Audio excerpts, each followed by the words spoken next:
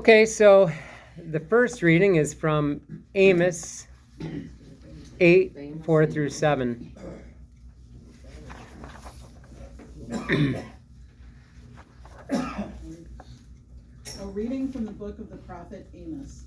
Hear this, you who trample upon the needy and destroy the poor of the land.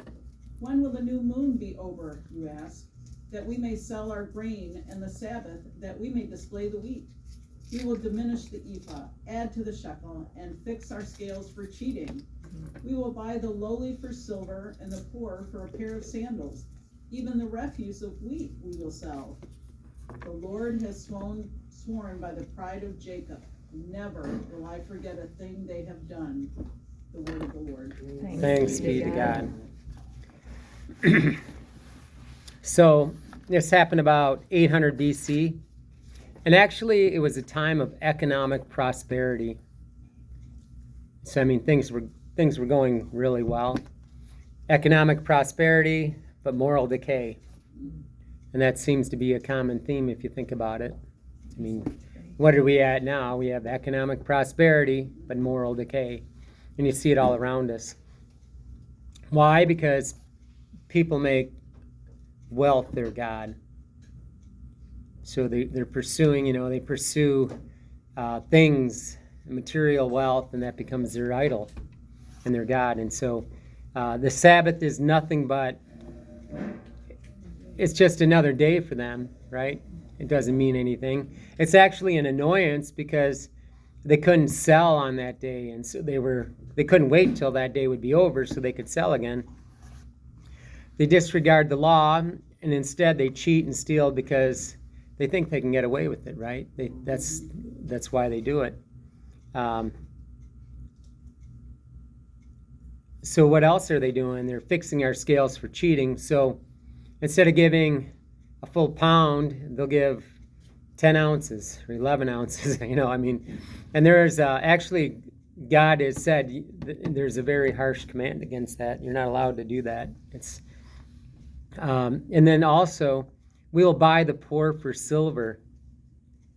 So people don't have any value. They even say it's less than the refuse. So people have lower value than garbage to these people. They worry about their wealth. Religion, it's cutting into their profits, right? Sunday, it's just. Actually, Sunday in America, what did it used to be? Everything was closed everywhere, right?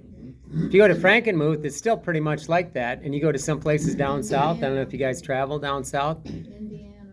Yeah, there are a lot of places that, but for the most part, people it's a day it's like just another day to get caught up on things.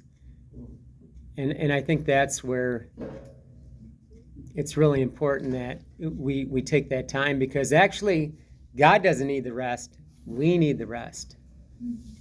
We need this day to be with family. We need this day to, especially first, to be with God, worship God, and put aside, the daily chores as much as you can. That's what we're called to. Some people have, if you're in a hospital or something, but for the most part, most people don't. I don't need to work on Sunday. I don't need to do my chores around the house on Sunday, so I don't. I go to Mass. I spend time with people and the family, and that's pretty much it. We eat, cook out, and we visit. We're helping, some other people, but we do that. It's just, that's what we're called to do on Sunday. Everything else can wait. That's kind of the way it'll be there tomorrow. And really, you need that. And I think that started about, 25, 30 years ago. I said, I'm not working on a Sunday again. And when you're doing road construction, that's hard to do. Because a lot of times they're like, oh, there's a clause, you got to work. I'm like, well, I'm not signing the contract because I'm not going to work on a Sunday. And I think God blessed us for that, making that decision not to work on Sunday. Initially, when I was real young, I was working almost 7 days a week for a long time, and I'm like, that was crazy. Especially when I came to, once I realized the biblical principles of it, then that was just a choice that had to be made. And so I know in the Josephites they talk about it also, right, Jim? I used to work every Sunday too. About 7, yeah, same as you, yeah. Yep, and so I just said, no, I'm not doing it. There's only been 2 times. I'm proud of that. And it was only one window. We were working Saturday and we worked 24 hours and it went a couple hours into Sunday. And so I still made it to Mass. I mean, I didn't even realize. I was so tired I didn't even realize it was Sunday. We got the job done. We were actually down in Georgia. We had an airport down in Georgia and we had to get it done and we got it all done, but I didn't realize. It was Divine Mercy Sunday. And so we actually stayed, passed out at like 2 a.m, got up. There was a Divine Mercy celebration across the street from the hotel. So, I mean, God was kind of, I was like, sorry, Lord, I didn't mean. God said, I'll bring it to you. And he did. He brought it to me. It was perfect. Because I had no idea until that morning. I was like, oh, and there it was. But I think if you can, I mean, that's a decision I would try to make in your life, is that just put Sunday, don't do all these other things. If it's not necessary, don't do it. And just spend time with your family as much as possible. So,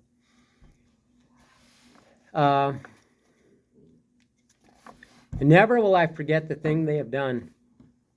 God remembers this. And actually, when we think about the Old Testament, what's the one command God had? It was keep holy the Sabbath. He was very adamant about that. And actually, the Jewish people, if you ever go to Oak Park or places where, they don't do anything during that Sabbath time. It's just like Fiddler on the Roof. That everything stops and they celebrate the Sabbath for the full 24 hours.